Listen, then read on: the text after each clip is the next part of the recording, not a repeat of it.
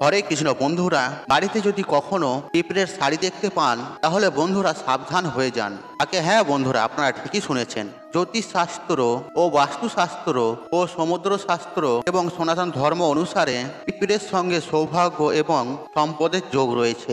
জীবনে ভালো ও খারাপ কিছু ঘটতে চলে তার আগাম আভাস পিঁপড়ের থেকে পাওয়া যায়। আর জ্যোতিষশাস্ত্র মতে পিঁপড়েরা দেখতে ছোট হলেও তারা রাহু, কেতু এবং শনি গ্রহের সাথে সম্পর্কিত। আর যদি দেখেন বাড়িতে অনেক পিঁপড়ে ভিড় জমিয়েছে, আর এর পেছনে রয়েছে বড় কারণ। তবে কালো আর লাল পিঁপড়ে আলাদা আলাদা তাৎপর্য রয়েছে। বন্ধুরা, আজ এই ভিডিওর মাধ্যমে আপনাদের সাথে আলোচনা করব যে বাড়িতে পিঁপড়ের সারিবদ্ধ হওয়া বা পিঁপড়ের জমায়েত হওয়া আসলে কিসের লক্ষণ, এবং যদি বাড়িতে পিঁপড়ে আসে তাহলে সেক্ষেত্রে আমাদের কি করা প্রয়োজন। বন্ধুরা, আশা করছি এই ভিডিওটি আপনাদের ভালো লাগবে। ভিডিওটি যদি ভালো লাগে তাহলে ভিডিওতে একটি লাইক করে কমেন্টে জয় মা লক্ষ্মী লিখে কমেন্ট অবশ্যই করবেন, এবং ভিডিওটি বন্ধু বান্ধব আত্মীয়জনদের সাথে শেয়ার অবশ্যই করবেন, তাতে এইরূপ ভিডিও পেয়ে তারাও উপকৃত হন এবং আপনাকে ধন্যবাদ জানান। আর আপনি যদি আমার চ্যানেলে নতুন হয়ে থাকেন তাহলে চ্যানেলটি অবশ্যই সাবস্ক্রাইব করবেন এবং পাশে থাকা নোটিফিকেশন অন রাখবেন, কারণ এইরূপ নিত্য নতুন ভিডিও সবার আগে দেখার জন্য। বন্ধুরা, পিঁপড়ে একটি ক্ষুদ্র প্রাণী হলেও তার থেকে অনেক কিছু শেখার আছে, যেমন পিঁপড়ের পরিশ্রম ও একতা, আর পরিবেশের ভারসাম্য রক্ষায় আর পিঁপড়ের ভূমিকা অপরিসীম।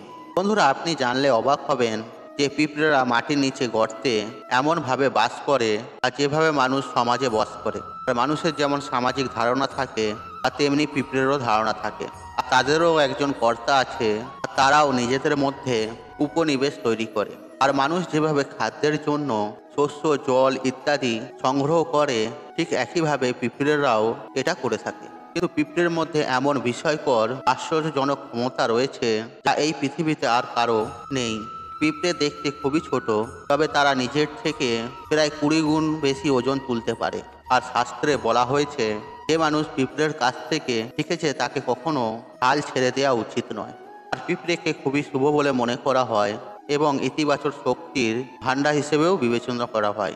আর এই কারণে অশ্বত্থ গাছের কাছে বা বট গাছের কাছে অথবা তুলসী গাছের গোড়ায়, এমনকি যে কোনো মন্দিরে আপনি অবশ্যই পিঁপড়ে দেখতে পাবেন।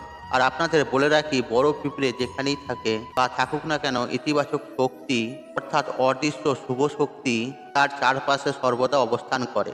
আর ভালো করে লক্ষ্য করলে দেখবেন যে লাল পিঁপড়ে যেগুলি স্বাভাবিক সেগুলি যে কোনো জায়গায় পাওয়া যাবে, কিন্তু বড় কালো পিঁপড়েগুলি খুবই কম জায়গাতেই দেখা যায়। আপনি শুধুমাত্র সেই পিঁপড়েগুলিকে মন্দিরের শিবালয়ে এবং গাছের আশেপাশে দেখতে পাবেন, অর্থাৎ এটি ইঙ্গিত দেয় যেখানে ইতিবাচক শক্তি বাস করে। তাই বন্ধুরা, পিঁপড়ের মাধ্যমে আমরা অনেক অদৃশ্য ইতিবাচক শক্তি সাহায্য পেতে পারি। বন্ধুরা, বাড়িতে যদি কালো পিঁপড়ে আসে তাহলে তাকে শুভ বলে গণ্য করা হয়। তাই ঘরে কালো পিঁপড়ে ঘুরে বেড়াতে দেখলে তাহলে বুঝবেন আপনার অর্থ আগমন হতে চলেছে। আর বাড়িতে কালো পিঁপড়ে আসা খুবই শুভ সংকেত, আর এরা ঘরে সুখ সমৃদ্ধি আসার ইঙ্গিত দেয়। যদি কালো পিঁপড়েগুলি মুখে করে কোনো খাবার বা ডিম বয়ে নিয়ে ঘরে ভেতরে আসতে দেখা যায় তা অত্যন্ত শুভ। আর যদি দেখেন চালের পাত্রে থেকে কালো পিঁপড়ে বেরিয়ে আসছে তাহলে বুঝবেন আপনি শীঘ্রই কোনো সূত্র থেকে অর্থ পেতে চলেছেন এবং পরিবারের আর্থিক স্থিতিও মজবুত হতে চলেছে। আর যদি দেখতে পান যদি কালো পিঁপড়ে গোল করে কিছু খাচ্ছে তাহলে এটি খুবই শুভ সংকেত, আর এটা ক্যারিয়ারে উন্নতি, উপার্জন বৃদ্ধির সংকেত বলে গণ্য করা হয়। তবে কালো পিঁপড়ে শুভ হলেও খুব বেশি পরিমাণ তা যেন আপনার ঘরে বাসা না বাঁধে, আর সেই বিষয়টিও খেয়াল রাখা প্রয়োজন। আর পিঁপড়ে দেখলে তাদের অবশ্যই খেতে দিন। আর জ্যোতিষশাস্ত্র মতে পিঁপড়েকে চালের গুঁড়ো, নারকেল গুঁড়ো বা গমের গুঁড়োর সঙ্গে চিনি মিশিয়ে যদি খেতে দিতে পারেন তাহলে শনি, রাহু ও কেতুর খারাপ প্রভাব কেটে যেতে সময় লাগে না। আর পিঁপড়েকে খেতে দিলে দুর্ভাগ্য কেটে যাওয়ার সঙ্গে সঙ্গে অর্থ সঞ্চয়ও বৃদ্ধি পায়। তবে আপনি যদি আপনার বাড়িতে কোথাও লাল পিঁপড়ে দেখতে পান তাহলে প্রথমেই সাবধান হয়ে যান। আর লাল পিঁপড়ে খারাপ সময় নিয়ে আসে, আর লাল পিঁপড়েকে দুর্ভাগ্যের লক্ষণ বলেও গণ্য করা হয়। আর এই পিঁপড়ে ভবিষ্যতের সমস্যা, বিবাদ এবং অর্থ ব্যয়ের ইঙ্গিত দেয়। কিন্তু এই লাল পিঁপড়ে যদি মুখে ডিম নিয়ে ঘর থেকে বের হতে দেখা যায় তাহলে সেটা একটা শুভ লক্ষণ। আর বলা হয় এটি ঘর থেকে নেতিবাচক শক্তিকে দূর করে। আর এর অর্থ আপনার জীবনে কিছু অগ্রগতি ঘটতে চলেছে। আর পিঁপড়েদের আলাদা আলাদা দিক থেকে আসার অর্থ কিন্তু আলাদা আলাদা ঘটনার ইঙ্গিত বহন করে। আর পিঁপড়ে ঘরের উত্তর দিকে দেখা গেলে আপনার জীবনে সুখ আসছে। ঘরের দক্ষিণ দিকে পিঁপড়ে দেখা দিলে তাহলে বুঝবেন আপনার আর্থিক লাভ হবে। তবে ঘরের পূর্ব দিকে পিঁপড়ের শাড়ি দেখতে পাওয়া কিন্তু মোটেই ভালো নয়। আর ঘরের পূর্ব দিকে পিঁপড়ের শাড়ি দেখার অর্থ আপনি কোনো খারাপ খবর পেতে চলেছেন। আবার পশ্চিম দিকে পিঁপড়ে দেখা দিলে আপনার বিদেশ যাত্রার সুযোগ প্রবল।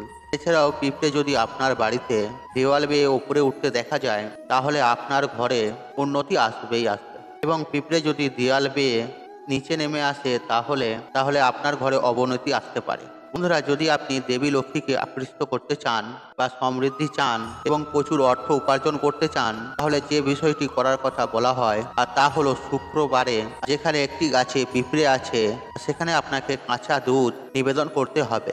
আর শুক্রবার থেকে এই ক্রিয়াটি শুরু করুন। আর যদি কোনো দিন সময় না পান আর সেই দিনটি বাদ দিন, তাহলে যখনই সময় পাবেন তখনই এই কাজটি করুন। যখনই মনে পড়বে তখনই করুন। এমনকি গাছের শিকড়ে যদি কাঁচা দুধ নিবেদন করা যায় তাহলে সব থেকে বড় ঝামেলাও এড়ানো যায়। আর যদি এই গাছটি অশ্বত্থ গাছ বা বট গাছ হয় তাহলে সব থেকে ভালো হয়। আর যদি এই কাজটি আপনি নিয়মিত করতে পারেন তাহলে এটি এতটাই দুর্দান্ত আপনি অবাক না হয়ে পারবেন না। আর এটি একটি বিশেষ ছোট প্রতিকার যা সকলেই করতে পারে এবং উপকৃত হতে পারেন। আর এই দুধ দেওয়ার সঙ্গে সঙ্গে উক্ত গাছে যদি আপনি নারকেল গুঁড়োর সঙ্গে চিনি মিশিয়ে নিবেদন করতে পারেন তাহলে আপনি নিজেই বুঝতে পারবেন আর এই ক্রিয়াটি কতখানি শক্তিশালী। কারণ এই প্রতিকারটি প্রয়োগ করার সাথে সাথে আপনার সমস্ত সমস্যা ধীরে ধীরে দূর হতে শুরু করবে। তাই বন্ধুরা, পিঁপড়ে দেখলেই তাকে কখনোই মেরে ফেলবেন না, বরং তাদেরকে খেতে দিন। দেখবেন এতে আপনার উন্নতি কেউ আটকাতে পারবে না। তবে হ্যাঁ, পিঁপড়ে থেকে অবশ্যই পরিশ্রম, একতা এবং শৃঙ্খলা এবং কখনোই হাল না ছাড়ার মানসিকতা গ্রহণ করুন। কারণ যে কোনো ক্ষেত্রে সাফল্য পেতে গেলে আর এগুলি সব থেকে জরুরি। এছাড়াও আপনি শনি গ্রহকে মজবুত করতে চাইলে প্রত্যেক শনিবার আপনি অশ্বত্থ গাছের নিচে যদি পিঁপড়ে থাকে সেই পিঁপড়েকে এক টুকরো গুড় দিন কিংবা মিছরি দিন কিংবা বাতাসা দিন আর হাত জড়ো করে আপনার সমস্যা বলুন। দেখবেন কিছু দিনের মধ্যেই আপনার সমস্ত সমস্যা দূর হয়ে গেছে। হ্যাঁ, কিন্তু আপনাকে শনি গ্রহ শান্ত করতে গেলে আপনাকে এই উপায় বা ক্রিয়াটি শনিবার দিন করতে হবে আর শনিদেবের উদ্দেশ্যে করতে হবে। আপনার উপরে যদি সাড়ে সাতি বা ঢাইয়াও চলে তা থেকেও আপনি রক্ষা পাবেন। আপনি 8টি শনিবার করে দেখুন, এর ফলাফল আপনি হাতে না হাতে পাবেন। বন্ধুরা, আশা করছি এই ভিডিওটি আপনাদের ভালো লেগেছে। তাহলে ভিডিওতে একটি লাইক করুন, একটি কমেন্ট করুন, শেয়ার করুন এবং বন্ধু বান্ধব আত্মীয়জনদের সাথে শেয়ার অবশ্যই করুন। মনে রাখবেন আপনার একটি শেয়ার অনেক মানুষকে উপকৃত করে তুলতে পারে। আর আপনি যদি আমার চ্যানেলে নতুন হয়ে থাকেন তাহলে চ্যানেলটি অবশ্যই সাবস্ক্রাইব করুন এবং পাশে থাকা অন রাখুন। কারণ নিত্য নতুন ভিডিও সবার আগে দেখার জন্য। ঈশ্বর আপনার মঙ্গল করুক। আপনি সুস্থ থাকুন, নিরোগ থাকুন, আপনার দিন মঙ্গলময় হোক। হরে কৃষ্ণ কৃষ্ণ কৃষ্ণ হরে হরে।